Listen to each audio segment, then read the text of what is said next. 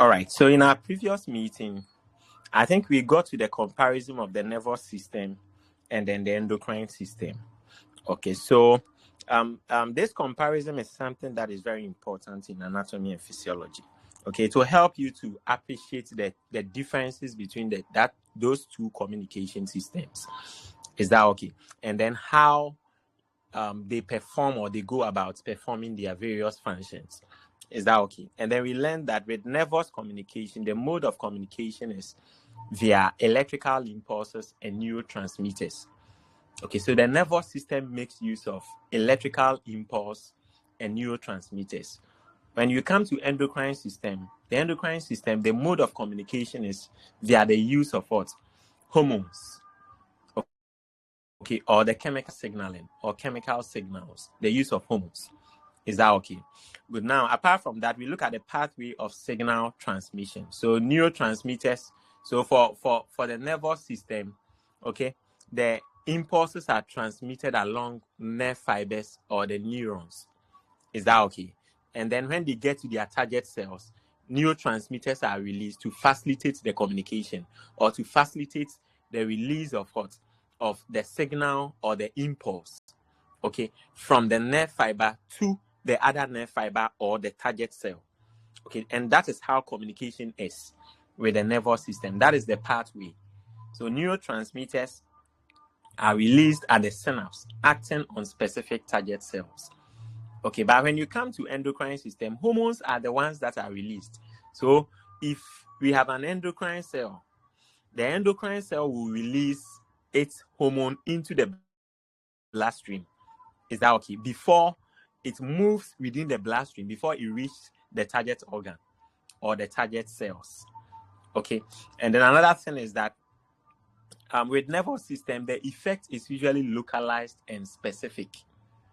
Okay, the effect in nervous system is usually localized and specific. But when you come to endocrine system, it is often general and widespread. The effect is usually general and then widespread effect.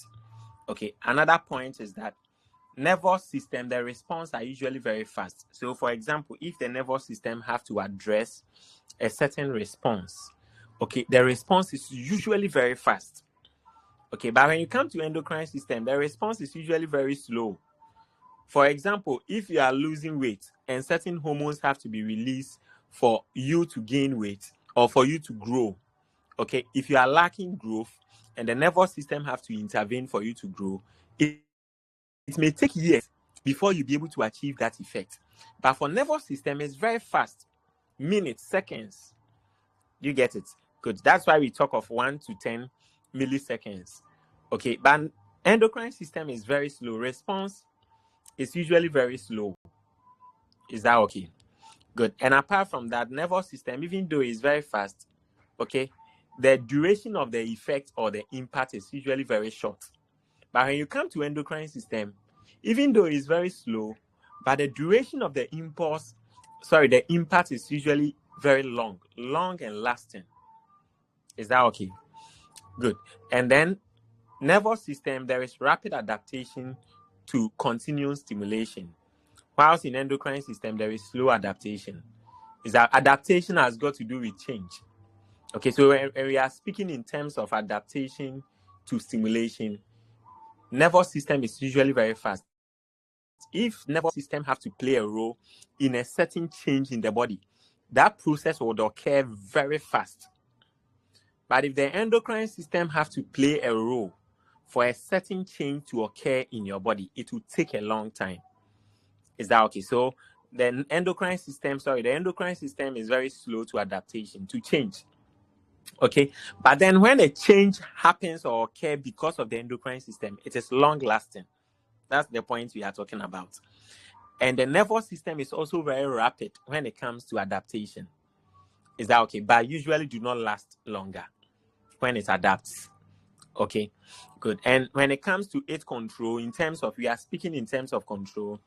In nervous system, control is usually immediate and there is short-term response.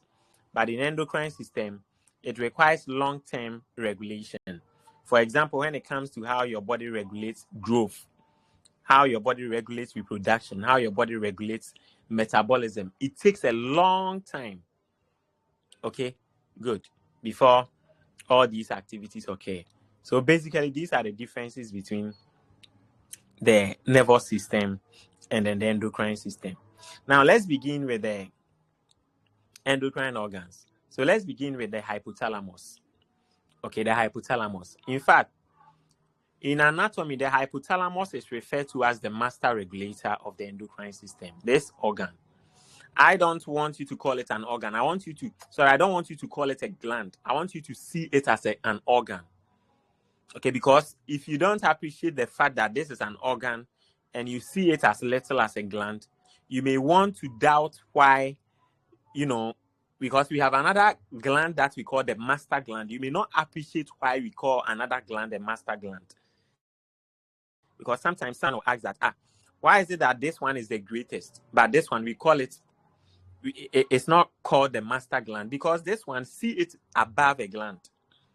Okay, so we call it the master regulator of the endocrine system. The master regulator. Is that okay? The master regulator. The master gland is the pituitary gland. Is that okay? Yes. In other textbooks, they call it the head ganglion. The head ganglion. Is that okay? The head ganglion, because this is the gland or the organ that actually connects, this organ connects the nervous system with the endocrine system. Is that okay?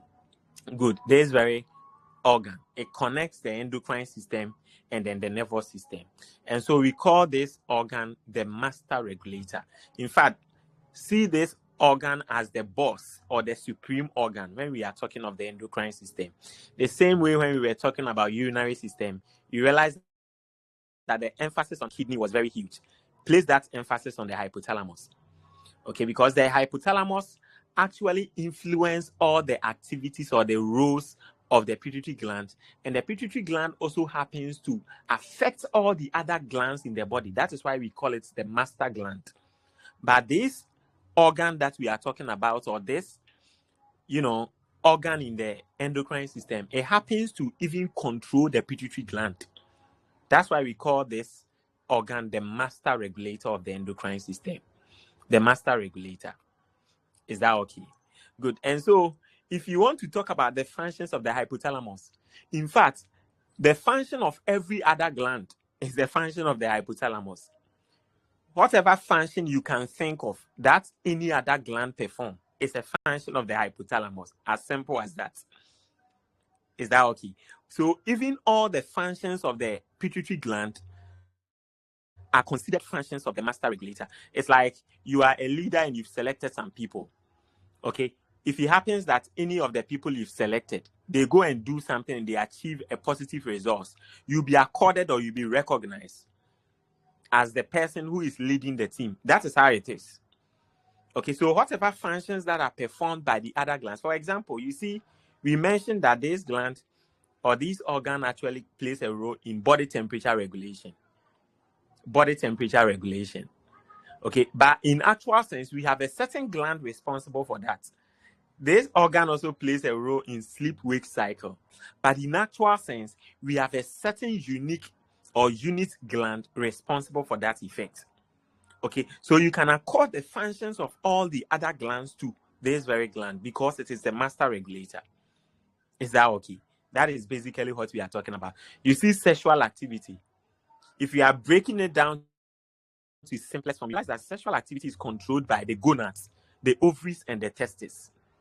Okay, but because the hypothalamus has a role it plays in controlling the pituitary gland, and the pituitary gland also has a role it plays in controlling the gonads, we can accord the function of the gonads, the ovaries, and the testes to this hypothalamus. That is what we are talking about. Is that okay? So if you are asked the functions of the hypothalamus, it shouldn't be something difficult because there are a lot. Once you are able to remember the function of any other gland, you can accord it to the hypothalamus. Is that okay? Now, in terms of the size, this gland is very small, even though it's not the smallest gland, but it is very, very small, like almond-sized structure located in the brain. Okay, it actually forms the floor and part of the walls of the third ventricle just below the thalamus. So this very organ is located just below. Sir, please, the object is not showing. Sorry, I mean the diagram. The diagram is not showing. This is what I'm talking about. This is the diagram. Okay, so this is the hypothalamus. So you see the thalamus is located over here, and the hypothalamus is located just beneath the thalamus. That's why we call it hypo. When we say something is hypo, meaning below or low. Okay, so you see hypothalamus. So it is just below the thalamus. Is that okay? This is the hypothalamus. Is that okay? Good. Okay, and if you are looking at the entire brain mass, okay, the hypothalamus actually accounts for less than 1% of your total brain mass. It accounts for less than 1% of your total brain mass. And even though it's not the smallest, but we mentioned that it is a very small organ. Even though it's a very small organ, but it plays a very crucial role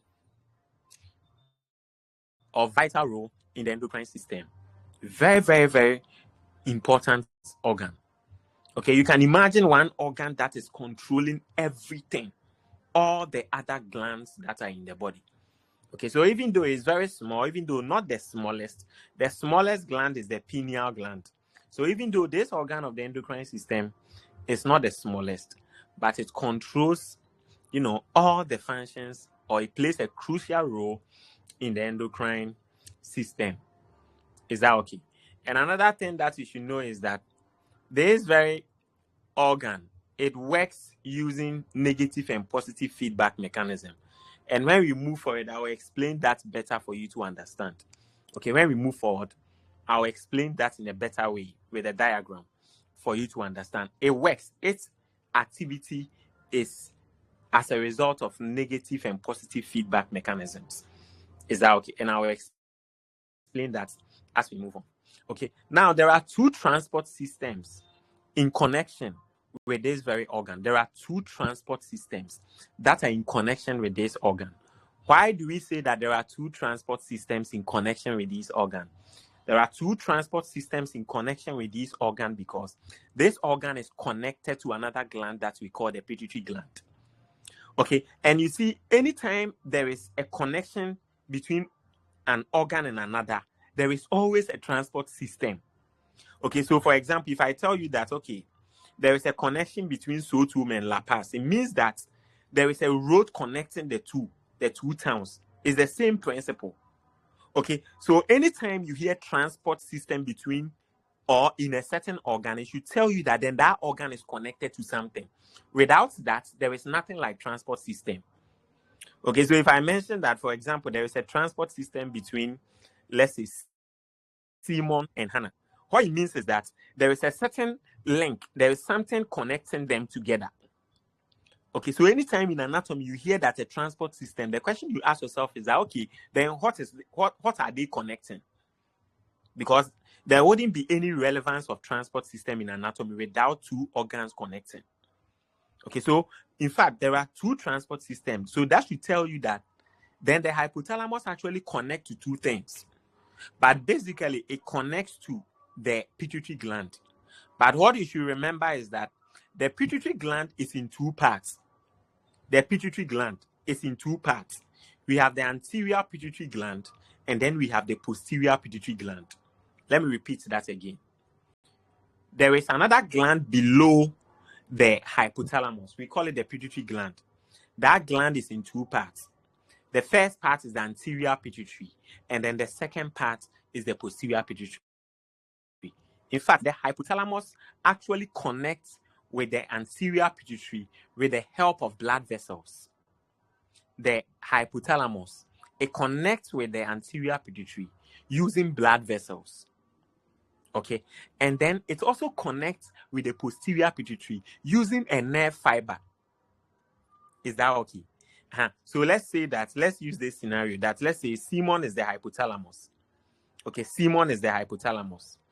And then Debbie and Hannah, the two of you, when we put you together, you people are the pituitary gland. Debbie and Hannah, you people are the two of you put together is the pituitary gland. But even though the two of you are pituitary gland, you are different. That's how it is. And we are saying that Simon connects to Debbie and Hannah. Okay, the connection between Simon and then Debbie is through blood vessels. And then the connection between Simon and then Hana is through nerve fibers or neurons. Is that okay? So the pituitary gland, even though it's one, but it has two parts: the anterior pituitary and then the posterior pituitary. Okay, and the hypothalamus connects to the pituitary gland. It connects to the anterior pituitary differently, and then it connects to the posterior pituitary also differently. Okay, the connection between the hypothalamus and the anterior pituitary is by the help of blood vessels. And the connection between the hypothalamus and the connection between the hypothalamus and the anterior pituitary is by the help of blood vessels. And then the connection between the hypothalamus and then the posterior pituitary is by the help of what? A nerve fiber. Is that okay? Now, that blood vessel, that transport system between the hypothalamus, okay, and then the anterior pituitary, that transport system that makes use of blood, that is what we call the hypophyseal portal system.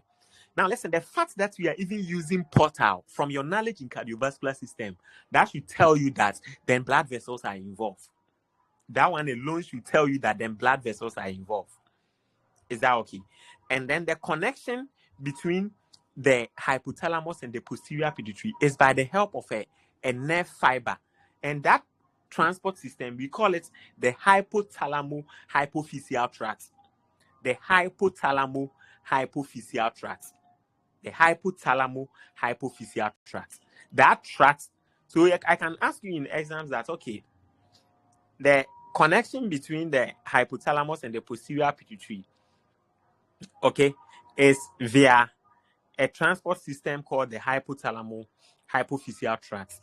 This tract is formed by then A, a nerve fiber, B, blood vessel, C, maybe capillaries, something like that. Okay, so the connection between the hypothalamus and the posterior pituitary is by a nerve fiber, and that transport system is called the hypothalamo-hypophyseal tract. Okay, and then the connection between the hypothalamus and the anterior pituitary is by the help of blood vessels. Is that okay? Please, are we all together? Are we all together? Yes, please. Excellent. Yes, sir. Excellent. Now, remember that the hypothalamus actually produces two different kinds of hormones. The hypothalamus, it produces two different types of hormones. It produces releasing hormones, and then it produces inhibiting hormones. Okay, the hypothalamus also produces two specific hormones, but those two hormones, they are not stored in the hypothalamus. Okay, so listen carefully. Let me repeat it again. It produces three different kinds of hormones. Now, the first group of hormones, we call them releasing hormones. So the releasing hormones, it means that you realize that, you remember I told you that the hormones produced by the hypothalamus, they go to the pituitary gland to go and command it to do something. Okay, it has three different types of hormones. The first group of hormones, we call them releasing hormones. It means that those hormones, when the hypothalamus produces them, they go to where? The pituitary gland, to go and instruct it to release a certain hormone. And then it also produces another group of hormones, we call them inhibiting hormones. It means that those group of hormones, when they are produced in the hypothalamus, they are transported to the pituitary gland to go and instruct the pituitary gland to stop producing a certain kind of hormone. So the hypothalamus produces two different kinds of hormones: releasing hormones and then inhibiting hormones. So in anatomy and physiology, anytime you hear a hormone with the name releasing, with releasing in it, it is a hormone produced by the hypothalamus. And anytime you hear a hormone inhibiting, it is a hormone produced in the hypothalamus. It is a hormone produced in the hypothalamus. So any hormone with something inhibiting or releasing in it, remember that that hormone is coming from the hypothalamus. Now, apart from that, the hypothalamus also produces two different hormones. But those hormones, they are not stored in the hypothalamus. Those hormones are not stored in the hypothalamus. They are produced in the hypothalamus, but they are transported to the posterior pituitary along the nerve fiber so that they are released and stored. Is that okay? Inside the posterior pituitary. Okay. Good. So it has two special hormones. One is the antidiuretic hormone and then oxytocin. The antidiuretic hormone and oxytocin. These two hormones, okay, they are not produced in the posterior pituitary. They are actually produced in the hypothalamus, but they are transported along the nerve fiber. Remember, they are not transported along the blood. They are transported along the nerve fiber.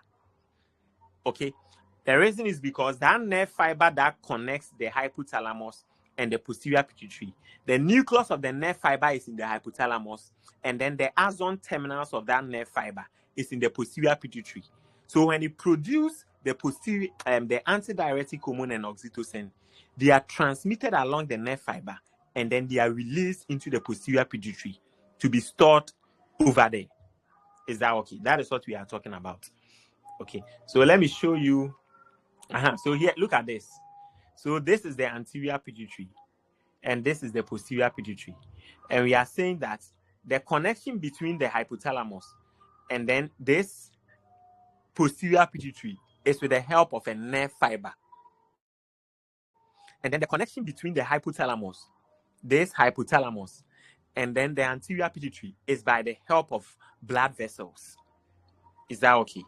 Good. When we get to the posterior pituitary, you will appreciate it better. Okay, I'll show you a certain dimension of it, then you appreciate it better. Okay, so remember that the hypothalamus, under the hypothalamus, we have the pituitary gland. The pituitary gland is in two parts. The first part is the anterior pituitary. The second part is the posterior pituitary. The anterior pituitary connects to the hypothalamus with the help of blood vessels. The anterior pituitary connects to the hypothalamus with the help of, the posterior pituitary connects to the hypothalamus with the help of nerve fibers. Okay, so in anatomy, you can say that there is a neural connection between the hypothalamus and the posterior pituitary. There is a neural connection. Okay, but then the connection between the hypothalamus and the anterior pituitary is via or with the aid of what? Blood vessels. Is that okay? Good. Now, so this table is showing a summary of the hormones produced by the hypothalamus.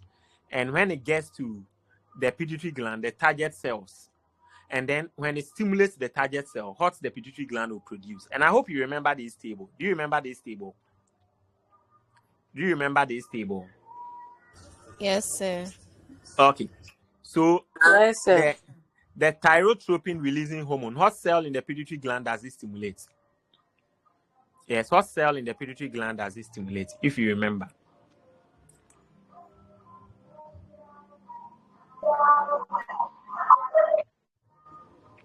Yes, the thyrotropin releasing hormone, what cell in the pituitary gland does it stimulate?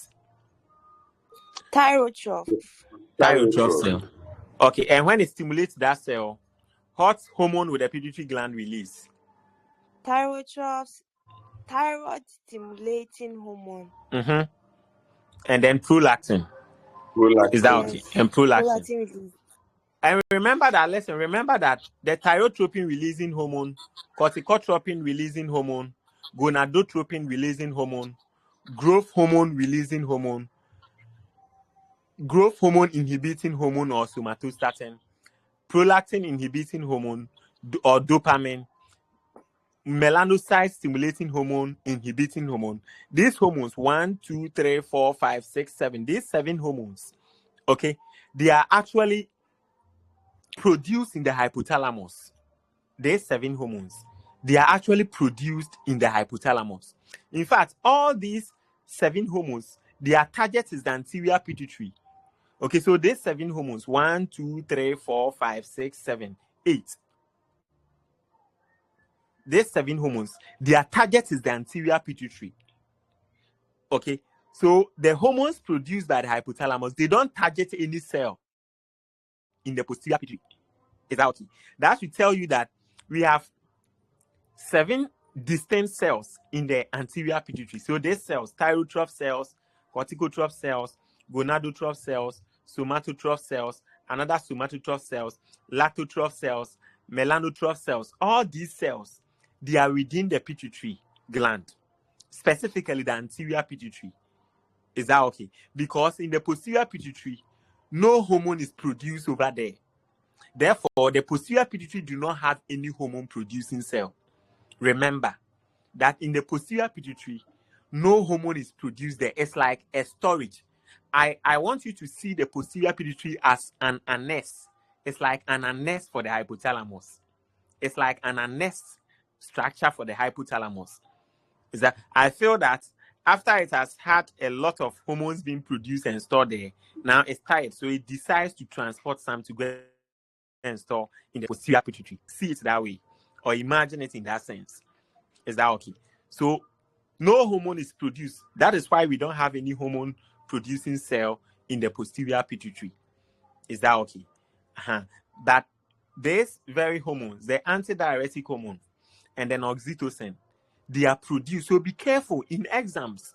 Never go and choose anything that the antidiuretic hormone and oxytocin, they are not produced in the hypothalamus. They are produced there, but they are not stored there.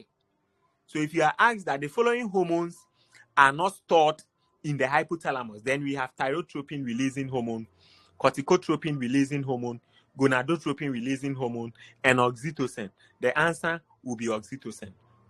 It is produced in the hypothalamus, but it is not stored in the hypothalamus. That is the understanding I want you to get. Do you get it?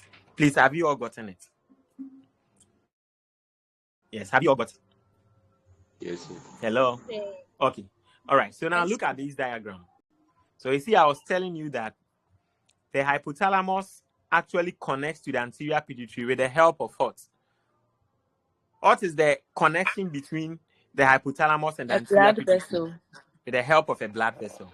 How about the connection between the hypothalamus and then the posterior pituitary? Yeah. So look at it. You see, this is the hypothalamus, and this is the anterior pituitary. You see, there is a blood vessel connecting the hypothalamus to the anterior pituitary. Can you see that? That there is a blood vessel. You see this blood vessel. Okay, it's a vein, but it's a vessel. Okay, because the artery comes to supply the hypothalamus, then the vein passes along the stalk of the pituitary gland down to the anterior pituitary. Is that so? The connection between the hypothalamus and then the anterior pituitary is via the help of what? Blood vessels. But see, you see there is a nerve fiber over here. See, this is a nerve. You see the connection between the hypothalamus and the posterior pituitary. You see the nerve where it ends. Okay, so the cell body and then the nucleus of the nerve fiber is within the hypothalamus. But then the axon terminals are within the posterior pituitary. Do you get it? You see how that connection? That is what we call the neural connection.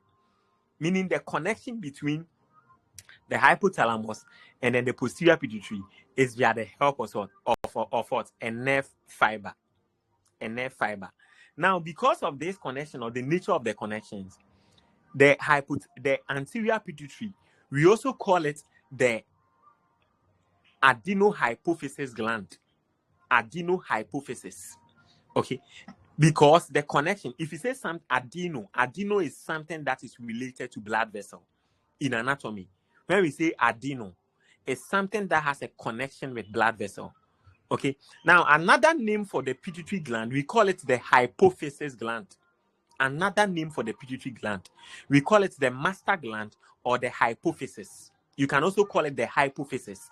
So in anatomy, when we are asking you any question relating to the pituitary gland, we can also use the word hypophysis or hypophysis gland or the master gland is the same thing. Now, because the connection between the hypothalamus, okay, and then the anterior pituitary is via the help of blood vessel, we call the anterior pituitary gland, we also call it the adenohypophysis gland. Why adenohypophysis gland? Because the connection between the hypothalamus and then the pituitary gland is via the help of what? Blood vessels. And another name for the pituitary gland is hypophysis. So the anterior pituitary, you can also call it the hypophysis gland. That shows that you really understand. And the posterior pituitary, you can also call it the neurohypophysis gland or neurohypophysis. Why neurohypophysis? Because to tell you that the connection between the hypothalamus and then the posterior pituitary is via the help of a nerve fiber or a neuron. So the posterior pituitary, you can also call it the neurohypophysis. Where from the hypophysis? Hypophysis is another nickname for the pituitary gland. Another name for the pituitary gland is hypophysis. Okay, so the anterior pituitary, you can call it adenohypophysis, and then the posterior pituitary, you can call it the neurohypophysis. Is that okay? Good. So now let's look at the pituitary gland. Okay, one of you should read the slide. Please, one of you should read the slide. Then I explain. The pituitary gland. The pituitary gland is also known as hypophysis. All right. It's often called the master gland because it controls the activities of many other endocrine glands. Okay. Go ahead.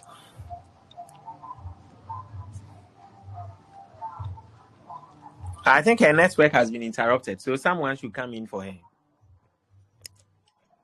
It is about 1.3 centimeters in diameter. It is about 1.3 centimeters in diameter, enlarging by up to 50% during pregnancy. All right. And it's located at the base of the brain. Okay. Housed in a bony cavity called the... Sir, please, can I continue? Yes, continue on. Housed in a bony cavity called the sella tacita. Sir, please, Okay, am I right? tesica. Tesica. Sella tesica. Yeah. Okay, sella tesica Of the sphenoid bone. Okay, so like I told you earlier that another name for the pituitary gland is the hypophysis. Okay, hypophysis. Is that okay? Simply because you see hypophysis because it is just below the hypothalamus. Okay, so you can call it the hypophysis or even call it the hypophysis gland. Okay, or it is the master gland. So you see, from today, don't go and say anywhere that the hypothalamus is the master gland.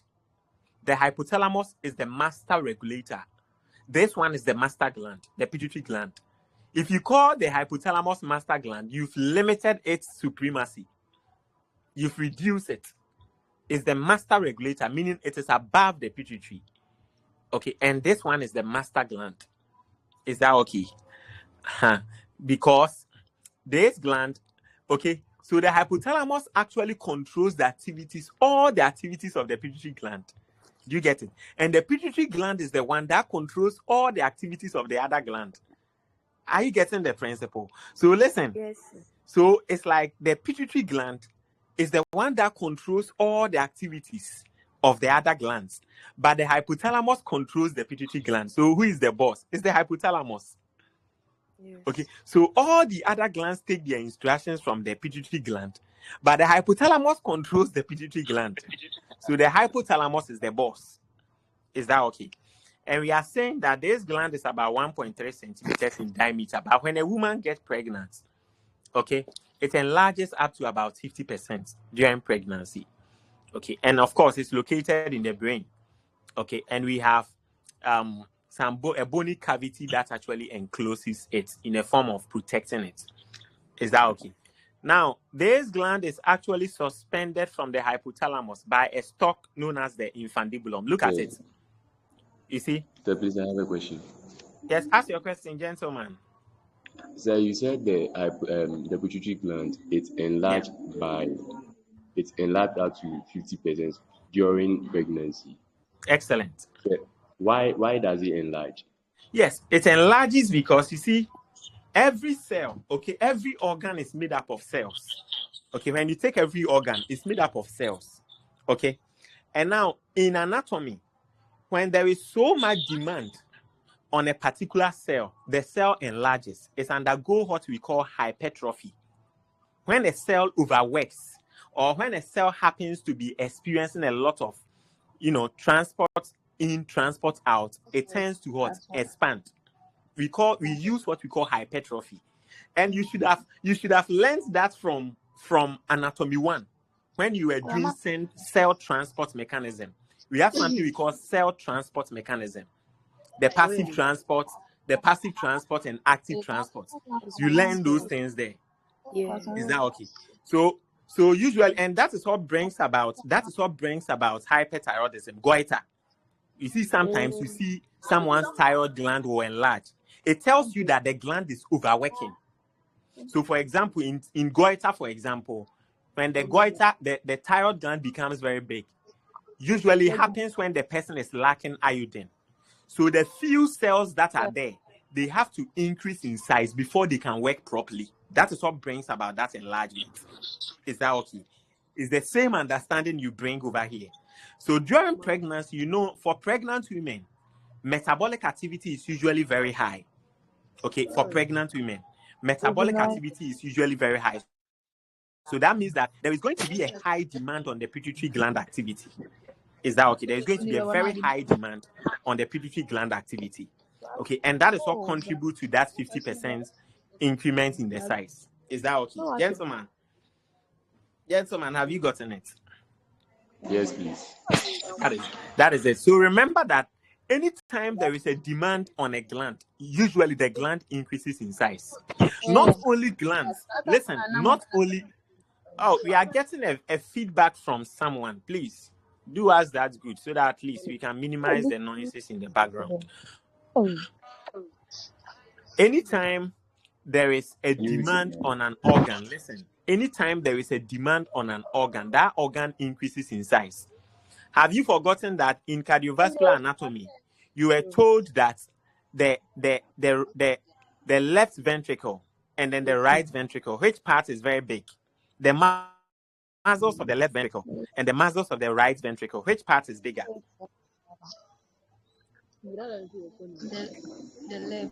The left. And another thing is the muscles of the ventricles and the muscles of the atrium. Which part is big? Is it not the ventricles? It's the ventricles. Yes, because the ventricles are always pumping. It's the ventricle that actually does the pumping. That is why if you look at a heart, the down part of the heart looks bigger. Do you get it?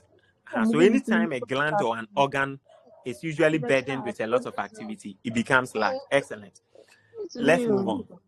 Okay, so I was saying that oh,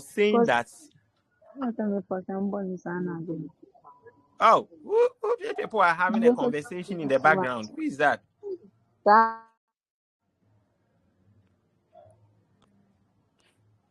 Okay, that is fine. So what I was saying is that you see that the pituitary gland, okay, it is hanged over here. You could see that it is hanged over here. This region where you see it hanging, this region is referred to as the infundibulum. Okay, look at it. Look at this region. Okay, so that's what I was talking about here, that it is suspended from what? From the hypothalamus by a stalk known as the infundibulum. Is that okay? See, this stalk, this one is a stalk. Okay, here, this region, from here down to this part.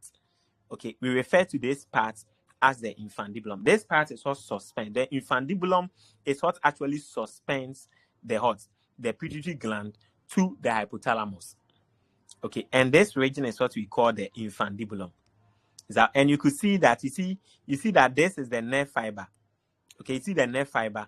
It is coming into the posterior pituitary. So the connection between the hypothalamus and the posterior pituitary is called, is via a nerve fiber. And that's why we call the posterior pituitary new hypophysis gland.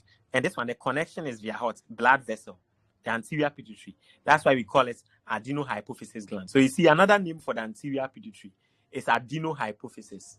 And another name for the posterior pituitary is the neurohypophysis. Is that okay? Neurohypophysis. Is that okay? And you see, listen,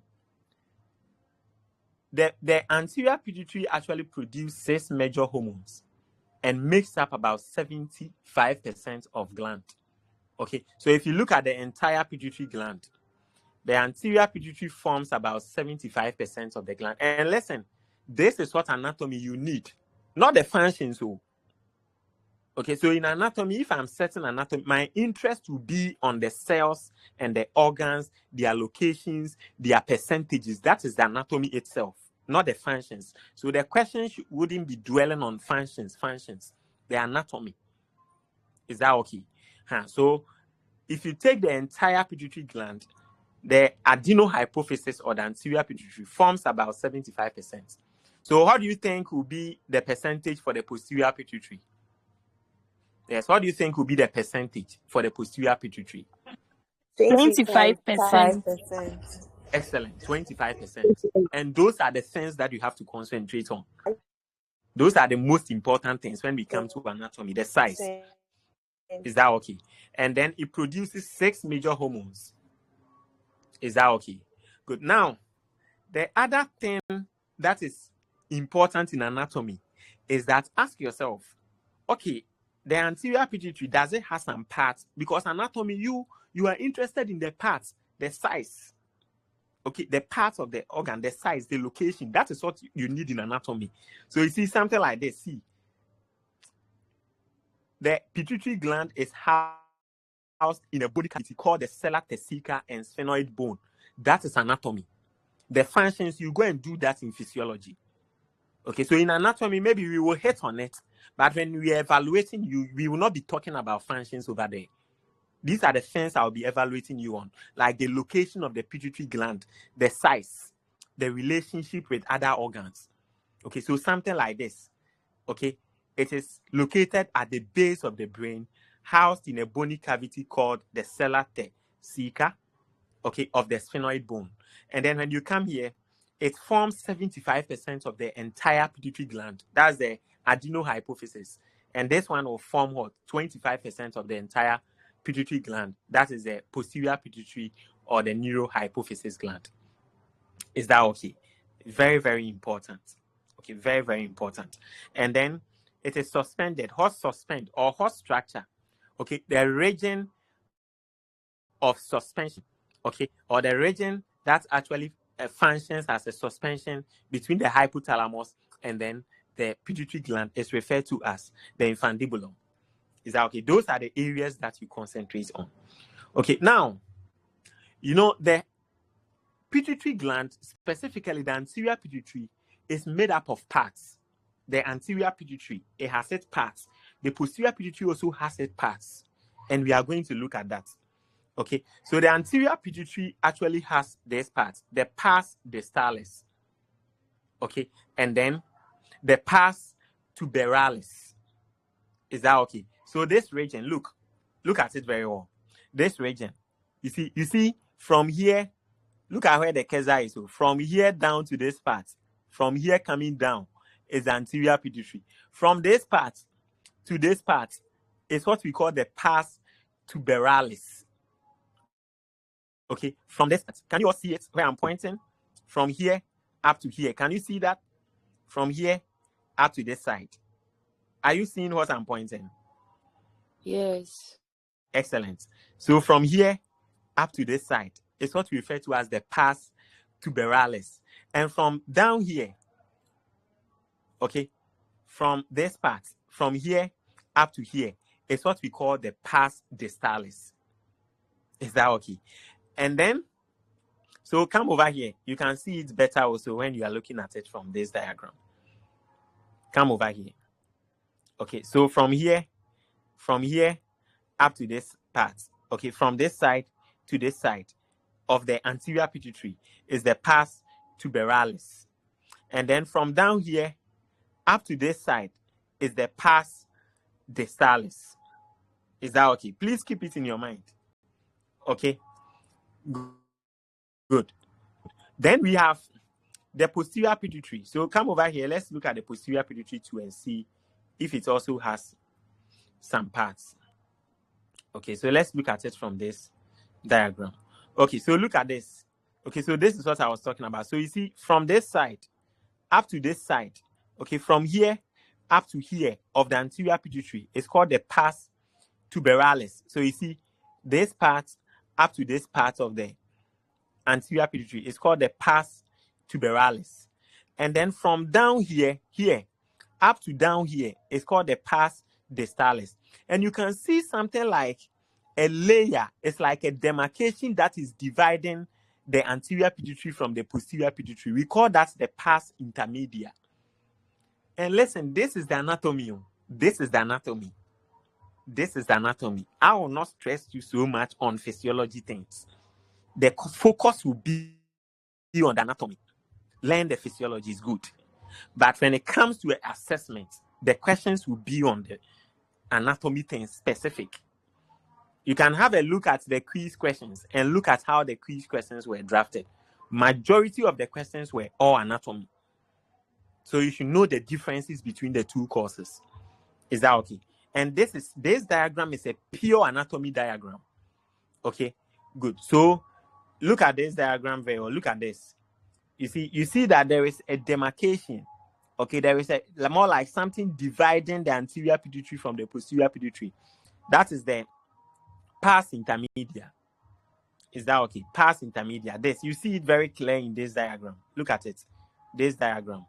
This is the pars intermedia. Is that okay? And then the posterior pituitary too has two parts. Okay? It has two parts. It also has the stalk or the infundibular stalk. Is that okay? Here, the posterior pituitary also has two parts, the infundibular stalk and then the pars nervosa. Okay, so this part, the down part of the posterior pituitary, we call it the pars nervosa. So it has two parts, the stalk, which is the topmost part that connects to the hypothalamus, and then the downmost part of the posterior pituitary is the pars nervosa. Is that okay? Kindly pay attention to it. Very, very interesting. Is that okay? Very, very interesting. Is that okay? Good. And then the main border between the hypothalamus and then the pituitary gland, okay, that is the median eminence. The median eminence. It's like a region that is showing the demarcation between the hypothalamus and then the pituitary gland. That's the median eminence. It's like a region where there is a clear demarcation between the hypothalamus and then the pituitary gland. That's the median eminence. Is that okay? And the infundibulum represents the region that actually suspends the entire pituitary gland. Is that okay? But when we say infundibular stalk, we are talking about the region that is suspending just the posterior pituitary. That is the infundibular stalk. Is that okay? So that one is just the posterior pituitary. Okay, good. Any question on this diagram? Please, any question on this diagram? Anyone who don't understand the parts? Sir, please, can you throw more light on the infundibulum and the infundibular stalk? Okay, so the infundibulum is the entire stalk that suspends the entire pituitary gland. But when you hear infundibular stalk, okay, that is the topmost part of the posterior pituitary. Okay, so let's look at this diagram clearly. So this is the posterior pituitary. Can you see this one? This one is the posterior pituitary. Can you see? So the infundibular stalk posterior pituitary will be from here up to the top part. But this entire region is what we call the infundibulum. This entire region. The infundibulum is not like a structure, but the infundibular stalk is a structure. It's more like a part of the infundibulum is like a region. Is that okay? But the infundibular stalk is like a part of the posterior pituitary. Simple. Is that okay? Good. So if you look at it, this region that actually suspends. So the region that suspends the entire pituitary gland is the infundibulum. Okay, but the topmost part of the posterior pituitary, okay, that is connecting to the hypothalamus, that is the infundibular stalk. So they are two different things. Is that okay? But you realize that because of the role they both play or imply, their names are the same. Is that okay? Simple as that. Okay, and this is pure anatomy. So if I were you, something like this, I'll mark that slide down. I'll mark it down because this slide is a pure anatomy in endocrine system that you have to appreciate. Is that okay? Good. And then you are reading the slide, you should be underlining the anatomy things. Something that has got to do with size, weight, percentage, parts. Those things you should be underlining them. Locations, relationship. Those are the things you should be underlining in the slides, please. Okay. Good. So now, there is something also about the pituitary gland. We have something we call the axis. Okay. Now, when we say, so I mentioned that the hormones that are produced by the posterior pituitary and anterior pituitary. The posterior pituitary, no hormones are produced there. It's just a storage gland. Okay, you remember from hypothalamus that the hormones that are produced in the hypothalamus, 2 of them are stored. They are transported and stored in the posterior pituitary. The antidiuretic hormone and then oxytocin. From today, you should know the antidiuretic hormone and oxytocin. And the midwives, when you start reproductive anatomy, you remember this. You remember oxytocin. The midwives, when you start reproductive anatomy, you start with physiology of lactation. You start with labor. You are going to remember this hormone, this posterior pituitary. Is that okay? Because of the Yes, oxytocin, because of the oxytocin that is produced. So you should never forget. I'll be very disappointed when your reproductive anatomy lecturer will ask you about oxytocin and you say you don't know anything. I'll be surprised. If I hear that news, I'll be surprised. After you've learned it over here in anatomy, if I hear that news, I'll be very shocked. Is that okay? The posterior pituitary, you should know that it doesn't produce that hormone, oxytocin, but it stores it. And this oxytocin, it plays a key role when it comes to lactation, breast milk release. Okay, and it also plays a massive role when it comes to labor and delivery. It plays a key role over there. Is that okay? That hormone, oxytocin. All right. Good. We have something we call axis in endocrine system. Okay. In endocrine system, when we say there is a hormonal connection between the hypothalamus, the pituitary gland, and distance glands. So, for example, there is a connection between the hypothalamus to the pituitary gland to the distance gland. That kind of connection from the hypothalamus to the pituitary gland to the distance gland, we call it axis in anatomy. Okay, and you should know. In fact, you should know. I can bring something like this as a fill-in thing for you to write because it's a key anatomy thing. It's a key thing in anatomy that you have to know. We call it an axis. So a connection from the hypothalamus to the pituitary gland to the target gland or the distance gland. We call it an axis. Okay, and we have several axes in the endocrine system. So for example, we have the hypothalamic pituitary thyroid axis. So when you hear hypothalamic pituitary thyroid axis, it means that a connection from the hypothalamus to the pituitary gland to the thyroid gland. You see how interesting it is? When you hear hypothalamic pituitary gonadal axis, it means that a connection from the hypothalamus to the pituitary gland to the gonads, that is the ovaries or the testes.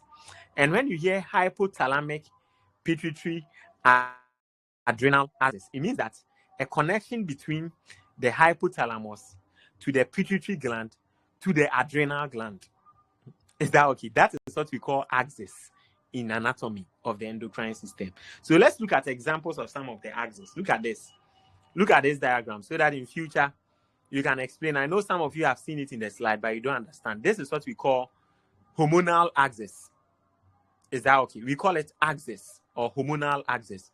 So hormonal axis is like a connection between the hypothalamus, pituitary gland, and distant glands. So if I tell you that, okay, explain hypothalamic pituitary thyroid axis, it means that the connection between the hypothalamus, the pituitary gland, and then what? The thyroid gland. Do you get it?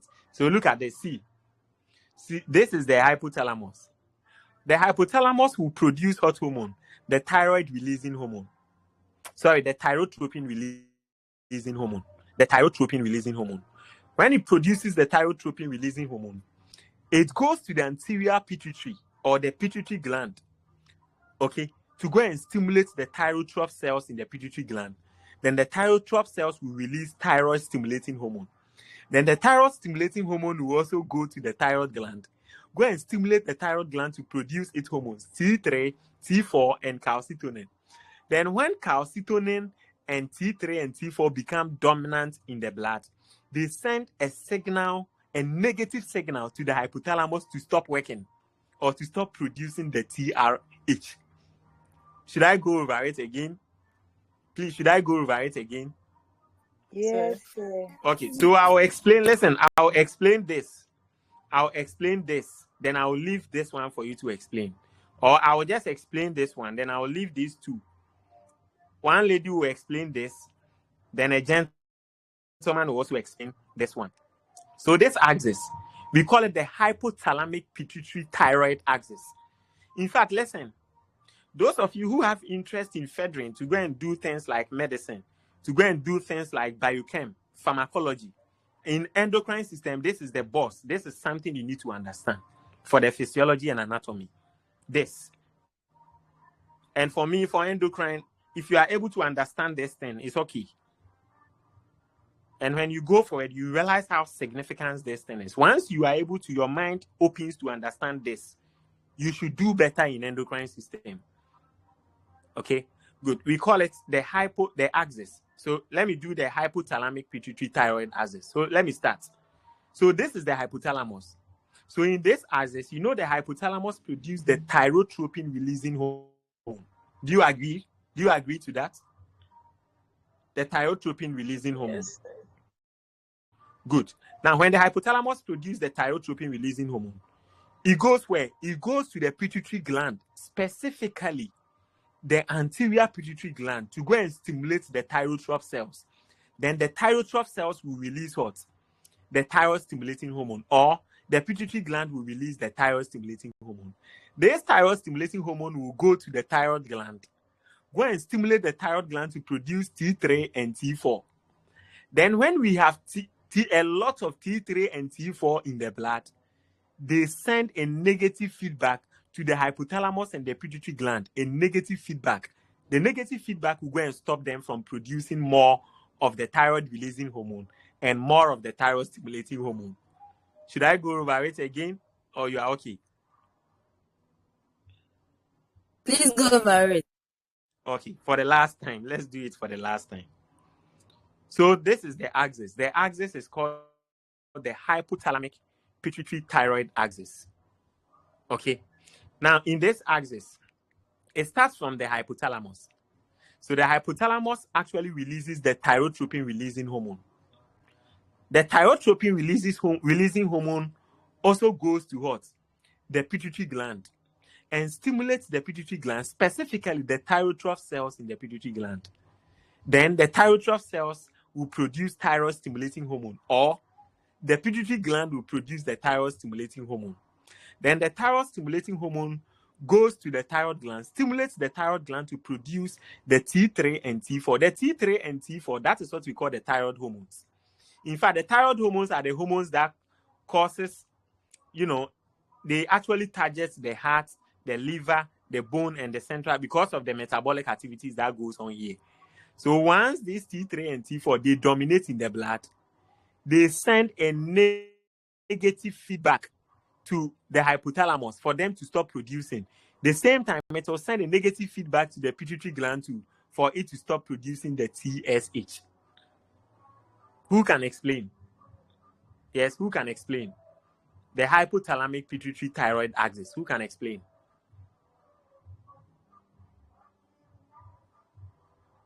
Yes, someone should explain the hypothalamic pituitary thyroid axis.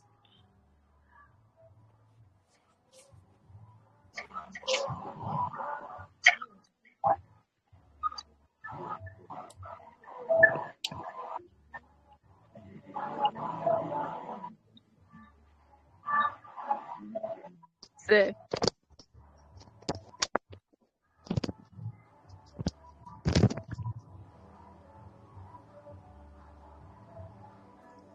Sir, please, I want to try. Okay, go ahead. Okay, so you said with the hypothalamic pituitary thyroid, what is that? It will release thyroid releasing hormone to the pituitary gland. Okay. Then the pituitary gland will release TSH, which is the thyroid stimulating hormone, to the thyroid gland. Okay.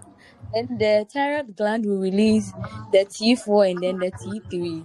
Okay. Then it will send a negative feedback to the pituitary and the hypothalamus to stop releasing the thyroid releasing hormone. Okay. That's all. Can you come again? So I should start everything again. Yeah, start again and let me see. I didn't get you well. Okay. So I said the thyroid releasing hormone. No. I disagree with how you are starting. What's your name? Sorry. What's your name? Okay, so let me What's try. your name? Your name? Let me try. Lily. Your name is what? No, I want her to try to be the same one to two. What's your name again? Lily. Lily. Yes, Lily. I want you to become a professor in future. Listen, in anatomy or in science, when you're explaining something, okay, take your time and give the details, and then make sure you are addressing it with the correct title. Is that okay? Don't just start the thing. In medicine or in science, when you are saying anything, take your time and address that thing with the correct title. Don't start it in a different title, which is not related to that thing you are describing. And it's not only to her, it applies to all of you. And it's one very important thing when you are explaining anything in science. Take your time and address that thing with the correct title. Even if you get it wrong, it's better. Is that okay? The title is that. This is how I wanted you to start. Said in this one, we are looking at the hypothalamic pituitary thyroid axis. That's how you should begin it. Or in the hypothalamic pituitary thyroid axis. The title is even there. You get it? So in the hypothalamic pituitary thyroid axis, it starts from the hypothalamus. So the hypothalamus will release the thyrotropin releasing hormone. Once the thyrotropin releasing hormone is released, it goes to what? To the pituitary gland and stimulates the pituitary gland to produce the thyroid stimulating hormone. Once the thyroid stimulating hormone is also produced, it goes to the thyroid gland and stimulates the thyroid gland to produce its hormones, the T3 and T4. Once T3 and T4 dominate in the blood, the dominance of it sends a negative feedback to the pituitary gland and then the hypothalamus to stop producing TRH and then TSH. Simple as that. So can you come again? Yes, can you come again? All right, if she's offline, a gentleman wanted to talk. A gentleman, can you come again? Yes, I'm here. All right. So please, All right. You want Okay, to come back so again? I think she's there. You want to come again? Okay, say I want to come back again. Okay, so go ahead quickly. Okay, so we have we are starting with the hypothalamic pituitary thyroid axis. Okay. And with the hypothalamic pituitary thyroid axis, first of all, the hypothalamus will release what we call the TRH. Okay. Yes, which will stimulate to produce the pituitary gland. All right. Then the pituitary gland will also stimulate to produce a hormone called the TSH, which is the thyroid stimulating hormone. Okay. And then the thyroid stimulating hormone will stimulate to produce what we call the thyroid gland. Okay. Then the thyroid gland will also stimulate to produce a hormone called the T4 and then the T3. Okay. So after it has stimulated to produce the T4 and then the T3, there will be a negative feedback. No, I disagree with you. No, I disagree with you. Share. Let the gentleman come in. Or let me address. Okay, the gentleman come. Yes. Okay, sir. So we have. Please pay attention and listen. Hypothalamic pituitary thyroid axis. All right. It's like the pathway of hormones from the hypothalamus to the thyroid gland. Okay. For the thyroid gland to produce its hormones. All right. So we have thyrotropin, okay, which is released by the hypothalamus. No, I disagree with you. There is nothing like thyrotropin. There is no hormone like Okay, thyrotropin. sir, let me come again. Answer this. Do we have any hormone called thyrotropin? No, sir. There Sir, is let me no come hormone again. called thyrotropin. Gentlemen, in science, we Sir, don't play with. sir, let me come again. Come again. So, sir, Yes, we come have again. thyroid stimulating hormone. Thyroid stimulating hormone No, secreted by the hypothalamus. Start again. Okay. Okay, sir. So talking about the hypothalamic pituitary thyroid axis, All right. it's talking about the pathway through which the thyroid gland. Okay, sir. So talking about the hypothalamic pituitary thyroid axis, we are Okay. talking about how the hypothalamus is going to stimulate the thyroid gland to produce its hormones. It's not correct. It's not how the hypothalamus is going to stimulate the thyroid gland. Never. Sure. Take your time. That's why in science, sometimes before you even talk, you write it down. Sure. Okay. The hypothalamus don't sir. stimulate the thyroid gland. Don't say it. Okay. Organize sir, your so speed the very well. hypothalamus. Organize your speed very well. Yes. Okay, sir. So the hypothalamus produce what we called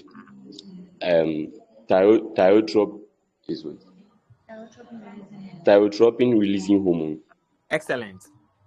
So when the thyrotropin releasing hormone is released by the hypothalamus, Okay. they will go and stimulate cells in the anterior pituitary gland. Excellent. Excellent. The thyrotrop cells. Excellent. The thyrotrop cells in the pituitary gland. Excellent. Now, when the cells are when the cells in the anterior pituitary gland is stimulated by Excellent. the hormones produced by the hypothalamus, okay, they will also release a hormone called thyroid stimulating hormone. Excellent. Now, the thyroid stimulating hormone will go on and act on the thyroid glands. Okay.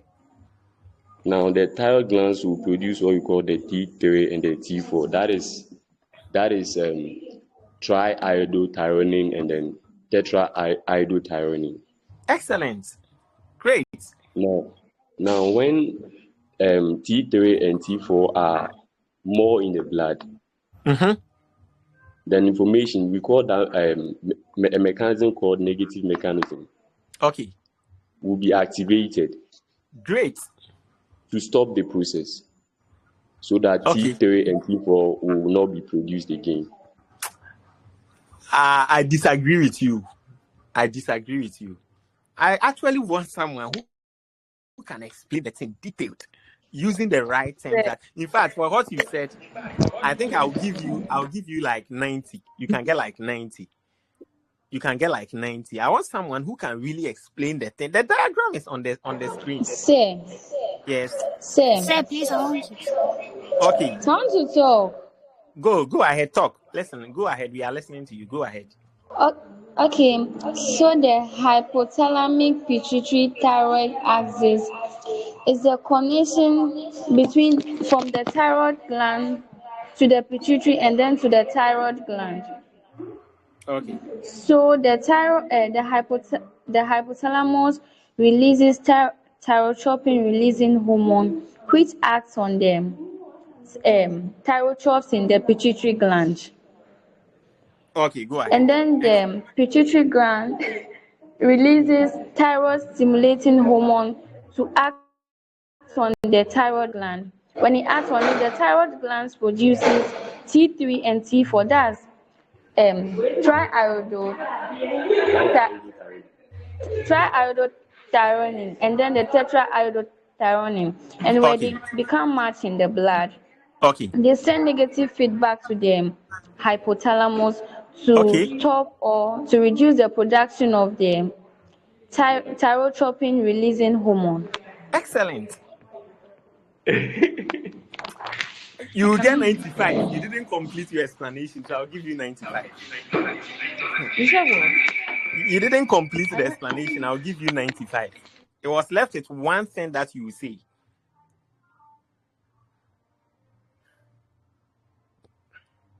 Yeah, you didn't complete the explanation, so I'll give you 95. Yes, anybody to complete the explanation, please. Sir, please, I want to try. Okay, try. Okay, so with the hypothalamic pituitary thyroid axis, All right. is the hormonal connection between the hypothalamic, the pituitary, and the thyroid gland. Excellent. So the hypothalamus releases the thyroid releasing hormones. No, I disagree with you. The thyrotropic releasing hormones. Okay, I'll accept that. And then it passes through the blood vessels into the anterior pituitary. Excellent. Good. Good. So when it gets to the anterior pituitary, it acts on the thyroid cells in the anterior pituitary. The thyroid cells. Okay. Thyroid stimulating hormones. Okay. Yes. That's to produce thyroid stimulating hormones. Okay.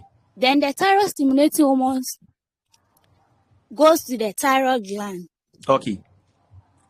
Stimulate the thyroid gland to produce its hormone, which is the T3 and the T4. Okay. So when the T3 and the T4 becomes dominant, it sends a negative feedback to the hypothalamus and the anterior pituitary to stop producing the TRH and the TSH, which is the thyrotropic releasing hormone and the thyrotropic stimulating hormones. This is the answer I was expecting. 100% correct. And that is the reason why the first lady, I gave you 95, because your concentration was that it sends a negative feedback to only the hypothalamus. You didn't talk about the pituitary. So you see, she added that it sends a negative feedback to the hypothalamus and the pituitary to stop producing. She even added to stop producing the TRH and the TSH. Do you get it? Yeah, so please pay attention to the diagram. So pay attention. Okay, because in future you become lecturers. Some of you become teachers, facilitators and things. So pay attention and learn the thing proper. Okay, who can explain this axis? Okay, what title will you give to this axis? Look at it very well. What title will you give to it? Or what title do you think, what axis do you think this is? What kind of axis is this? The second one. Hypothalamic gonadal axis. That is correct. Hypothalamic pituitary gonadal axis. No, it's not hypothalamus. It's hypothalamic. Hypothalamic pituitary gonadal axis. Okay. Who can attempt to explain it? Who can explain it? Who can explain this axis? Sure. Yes. Sure. Please, I will try. Okay, try. Your name, please. Rosemary. Professor Rosemary. Go ahead, please. I'm listening. Okay, so when you take the hypothalamic pituitary gonadal axis, all right, the hypothalamus releases the gonadotropin releasing hormone. Correct. This hormone stimulates the anterior pituitary to release the LH and the FSH, which is the luteinizing hormone. Luteinizing hormone and follicle stimulating hormone. Okay, go ahead. Follicle stimulating hormone. These two ones act on the testes and ovary. On the testes, it releases testosterone, and the ovary, it releases estrogen and progesterone. Okay. These sex hormones also regulate their own production and send a negative feedback to the hypothalamus and the pituitary. I disagree with you where you are concluding. Where you are concluding, no, you got it wrong. Where you are concluding, no, you got it wrong. These cells don't do anything. Don't talk about what the hormone does. So talk about the axis. Yeah, talk about the axis. Use the diagram to talk. Don't talk. explain the same explanation we gave to the hypothalamic pituitary thyroid axis. Okay, if you like to, let me explain so that you get where you made your errors. Okay. You agree? Should I go ahead? Yes, please. Okay, so let me begin. So this is the hypothalamic pituitary gonadal axis. Okay, now look at this. It starts from the hypothalamus. The hypothalamus produces, okay, it produces and releases the gonadotropin releasing hormone. So you see where it is releasing, it is plus. Can you see here? It's plus. It's plus, meaning release. Okay, so it releases the gonadotropin releasing hormone. And gonadotropin releasing hormone will come to the anterior pituitary. Okay, come and stimulate the anterior pituitary to produce two different kinds of hormones, luteinizing hormone and then follicle stimulating hormone. You see, that one too is plus, meaning releasing. Okay, so it's the gonadotropin releasing hormone will stimulate the anterior pituitary, okay, to produce what? Luteinizing hormone and follicle stimulating hormone. Now, luteinizing hormone works on males, the testes. This luteinizing hormone, its effect is on male, the gonads of males, which is the testes. And the follicle stimulating hormone, its impact is on the gonads of females, which is what? The ovary. So the luteinizing hormone will stimulate the testes to produce testosterone. Then the follicle stimulating hormone will stimulate the ovary to produce what? Estrogen and progesterone. Now, when estrogen and progesterone are dominant in the blood, they send a negative feedback to the hypothalamus and the pituitary gland to stop producing gonadotropin releasing hormone and follicle stimulating hormone. Do you get it? Let's come to this side. The anterior pituitary produces the luteinizing hormone. For the male side, the luteinizing hormone will stimulate the male gonad, which is the testis, to produce testosterone. Now, when testosterone is dominant in the blood, it sends a negative feedback to both the hypothalamus and then the anterior pituitary to stop producing gonadotropin releasing hormone and luteinizing hormone respectively. Simple as that. Have you gotten your errors where you made an error? When you were concluding, you wanted to talk about the functions of estrogen, but we don't need that in the axis. Do you get it? The axis is like a cycle. If you say the axis, hormonal axis, it's like a cycle beginning from when the thing is plenty, when the thing is released, to what will stop the thing from being released. It's like a cycle. Do you get it? It's like a complete cycle. Yeah, so who can explain? So I'll try. Okay, try. Go ahead. So we are talking about the hypothalamic gonadal axis. Okay. So here, the hypothalamus will produce and release the gonadotropin releasing hormone sign. Okay. Which can be seen as the plus sign. Okay. And then after that, it extends to the anterior pituitary gland. Okay. So at the anterior pituitary gland, it stimulates and releases the luteinizing hormone. That's the LH. Okay. And at the luteinizing hormone, it has an impact on the male gonad, which is termed as the testis. Excellent. And then the testis will also produce the testosterone. Okay. But when you talk about the FSH, that's the follicle stimulating hormone, its impact is on the ovary. That's the female gonad. Yes, the female gonad. Yes. Estrogen and progesterone is going to be produced.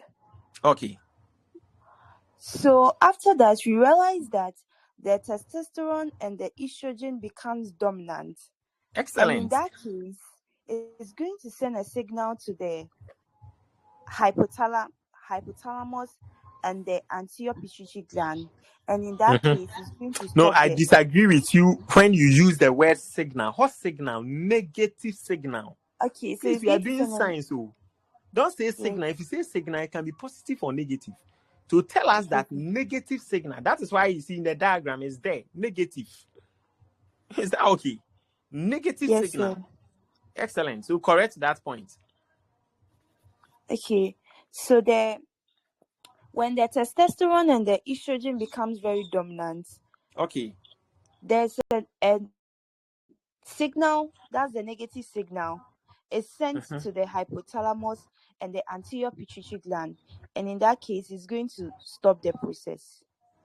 That is 100% correct. That is 100% correct. The other thing you didn't add is that in that case, the hypothalamus and the anterior pituitary are going to stop producing the gene NRH and then LH and FSH. You have to add it.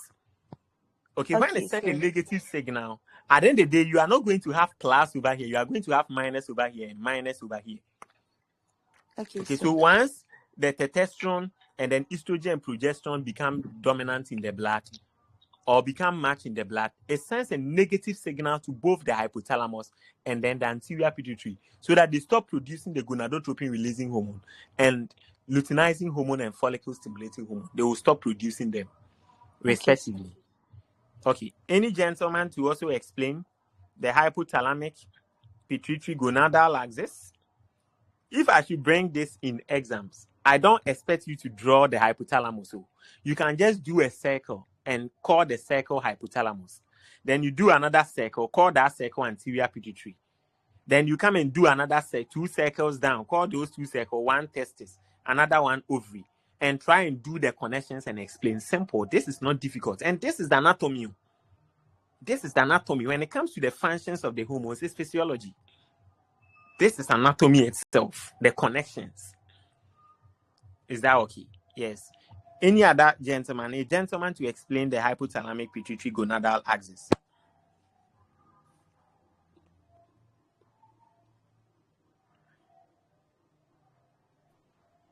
Yes. So it seems I'm the only one here, so let me try. All right, go ahead. Okay, so when you talk about the hypothalamic pituitary gonadal axis, all right, we will have the hypothalamus producing the hormone gonadotropin releasing hormone. All right. And then gonadotropin releasing hormone acts on the anterior pituitary gland. Okay. So in the anterior pituitary gland, there is what we call the gonadotrophs. Yes. Okay.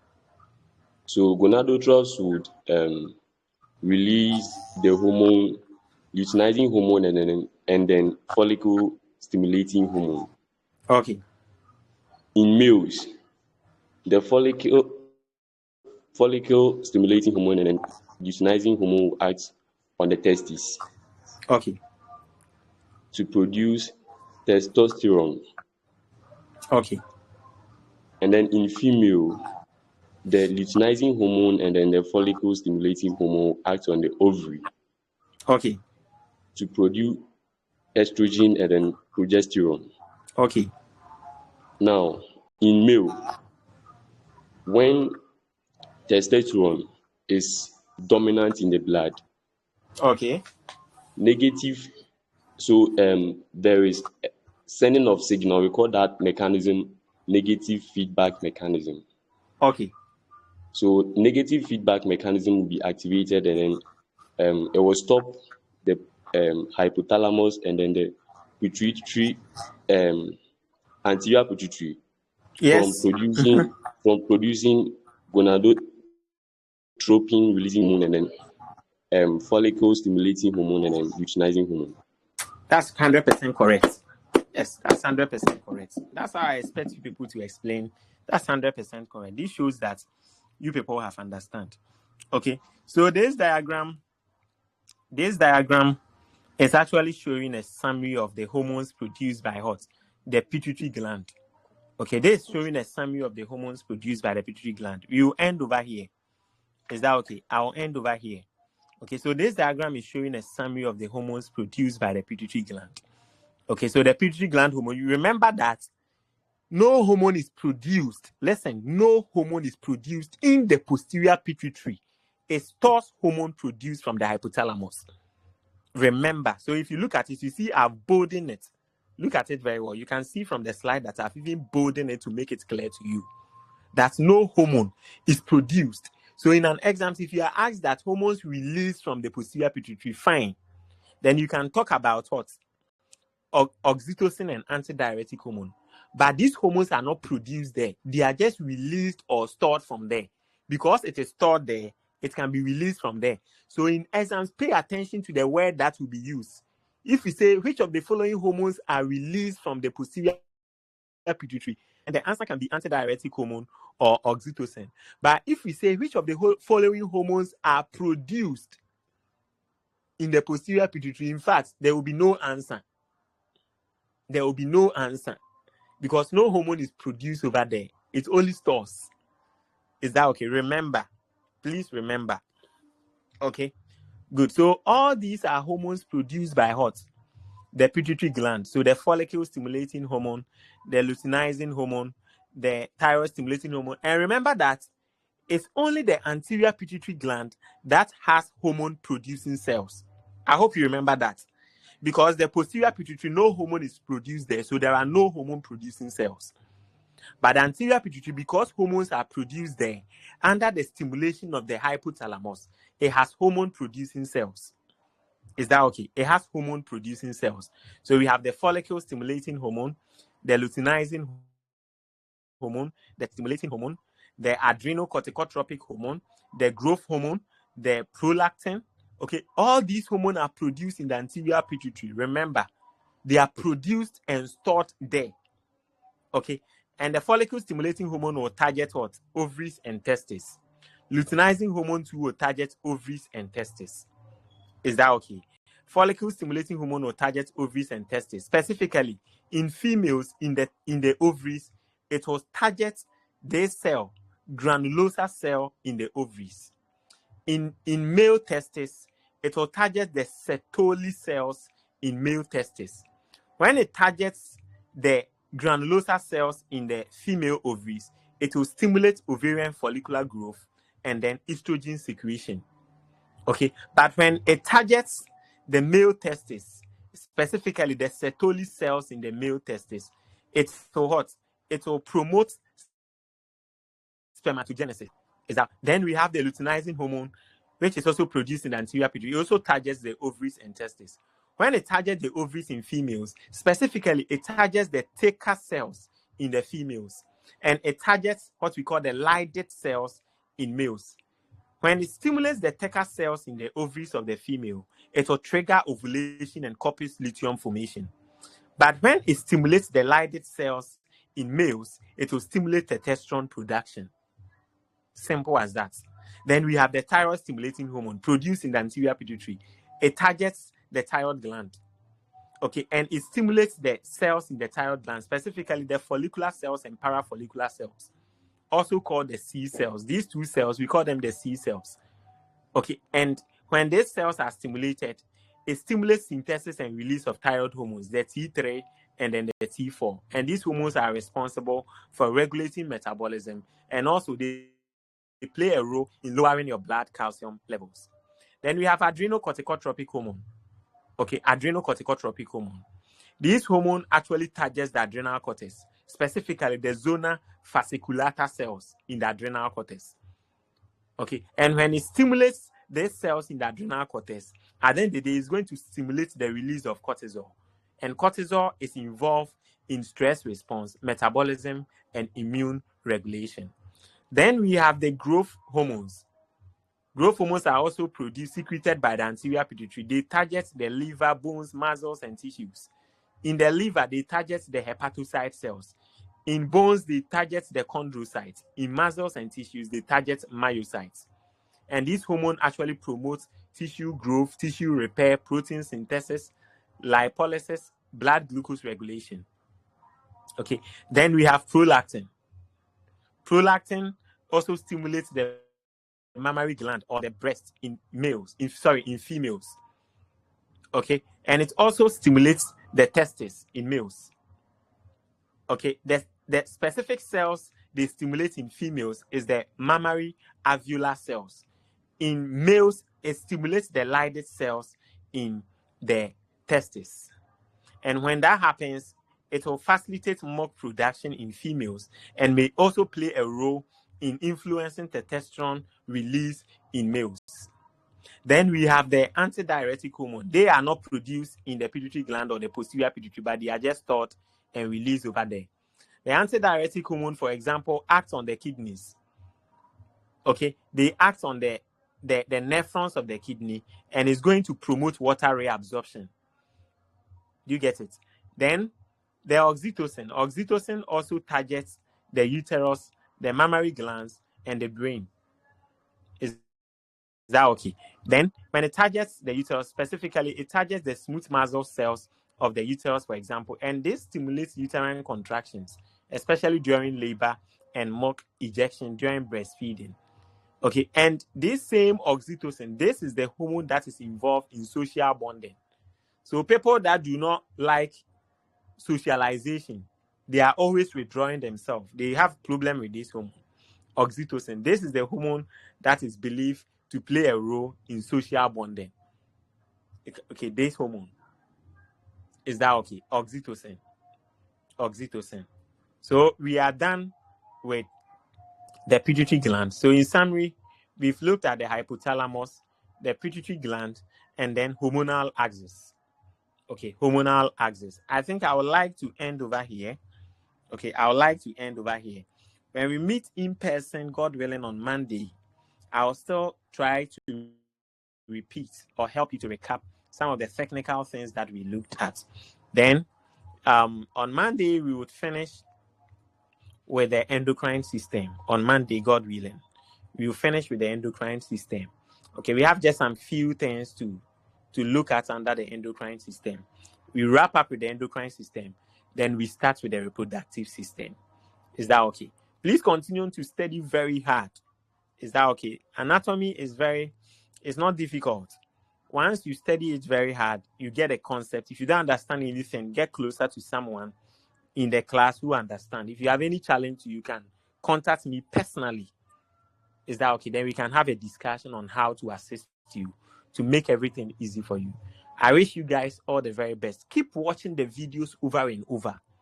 Okay, the videos, keep watching it over and over. You wake up, you watch. Before you sleep, you watch. Be listening to the audios too every day. Is that okay? So that you get used to the concepts. Okay. I wish you guys all the best. Enjoy your holiday. I wish you guys all the best. Bye-bye.